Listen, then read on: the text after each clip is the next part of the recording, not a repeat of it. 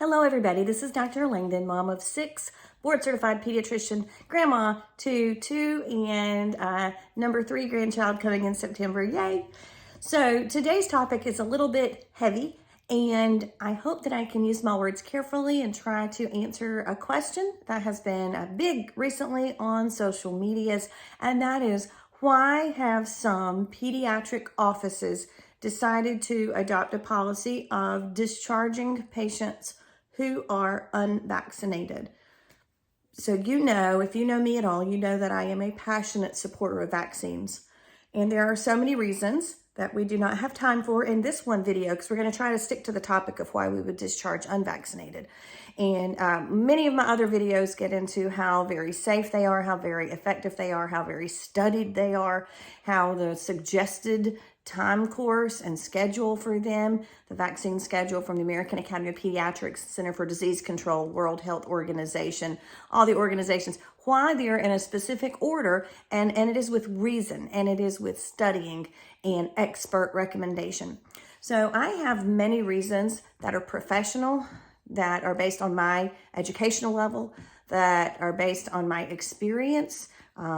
I'm coming up on 29 years as a pediatrician, so I'm really old, and I've seen a lot of wonderful and a lot of tragic things in those years that certainly influence my opinions and my stance on this.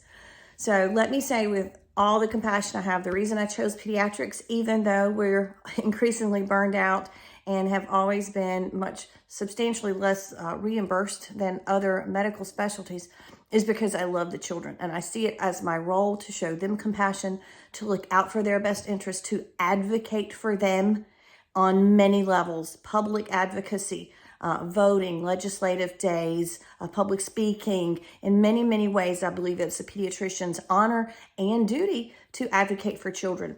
So this all falls under that, and how strongly I feel about these things. So let me come up with for you a little bit of an outline for why some pediatricians or pediatric offices decide to discharge unvaccinated patients. Number one, I think this is the elephant in the room, and it is trust. We, as the pediatrician, want absolutely to be in a therapeutic relationship with you, the parents, so that we can agree with shared medical decision-making about the best plan for your baby. We want to be the one to inform you about medical expertise, about our knowledge based on years of training and years of experience and science and data and evidence. And we want you to tell us, what is your social situation? What are your opinions on this? How do you understand this question? And we want to talk with you, inform you, and educate you.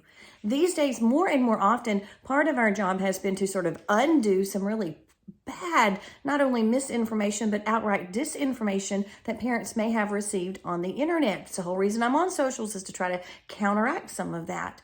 And so our goal is to be in a therapeutic relationship with you, to do what's best for the child.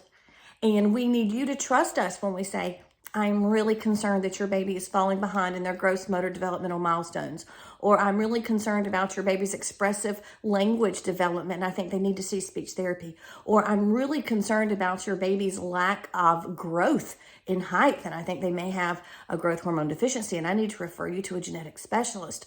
Or you trust me to glue up your child's little lacerations they get on their face, or to suture, or to diagnose an ear infection, or to pick what's the right antibiotic. And you trust me to know I'm staying up with my continuing medical education. I'm reading the latest recommendations from the American Academy of Pediatrics, and I want you to trust me. And so when you tell me, I trust you only this much, maybe we'll do our checkups there just to see if he's growing, but that's it. You don't trust me to evaluate development, or you don't trust me to refer to endocrinology if your daughter's too early or too late with onset of menses, or whatever it is. A million different clinical scenarios could come up. But do you see how it's confusing to me if you trust me to make all those life-changing decisions, but you can't trust me to understand the immunology and the science behind vaccines, and you can't trust me to make those recommendations. So the number one reason physicians would choose to not keep patients in their practice because the patients refuse vaccines is because it really speaks to a lack of trust, and it makes that relationship, that therapeutic relationship with the parents, very awkward and very confusing for us, and it's frustrating. So you have to understand that we still love your baby. That's why we're so passionate about this, because we love your baby and we want them to be safe. And that's why a lot of pediatricians would choose.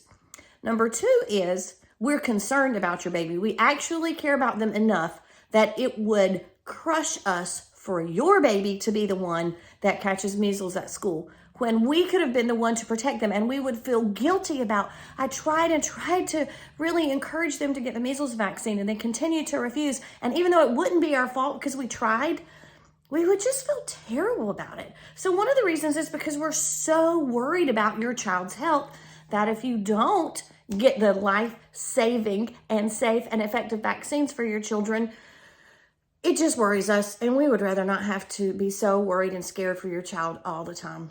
And number three, extremely important, is we've taken a vow, the Hippocratic Oath. We are really dedicated, committed to looking out for all the children in our office. And so this literally happened to me in a previous practice. There was a kid in the waiting room coughing out pertussis droplets, and a newborn in the waiting room caught it, became sick with pertussis to the extent that they had to be hospitalized in the pediatric intensive care unit. Fortunately, that baby did not pass away, but could have. So can you see where it completely stresses us out that we could have our own patient in a waiting room, non-compliant with our heartfelt recommendations to vaccinate, that could then infect an innocent baby who is simply too young to receive the vaccines. And that's the problem. There are so many kids out there who are immunocompromised, who are either not allowed to receive the vaccine based on their current chemo schedule, or are unable to respond to the vaccine as they should if they had a normal immune system. So many different scenarios. Or newborns, for instance. That's what scares me to death. There are newborns in the waiting room. So until we have a different way to get into the office and see you in exam rooms and do the exam, it's going to be dangerous in the waiting room if it's filled with unvaccinated children. So those, I guess, would be my simple assessment and outline of why I could see why some practices would discharge. Now, where I am currently, we do not, because we don't have a policy yet, because the clinic I'm in now is hospital-owned, but I have been in practices where we had to come up with that policy for the safety of our newborns in the waiting room. So I know this is controversial, you guys. I hope you understood what I'm trying to say to you. I am open to healthy and constructive dialogue, but certainly not to silly, non-evidence-based shaming or non-science conversations. I'm not into that. So if you would like to talk about this, please feel free to ask questions, and we can dialogue around it some more. But I hope this was helpful for you guys to understand that current controversy. Thanks.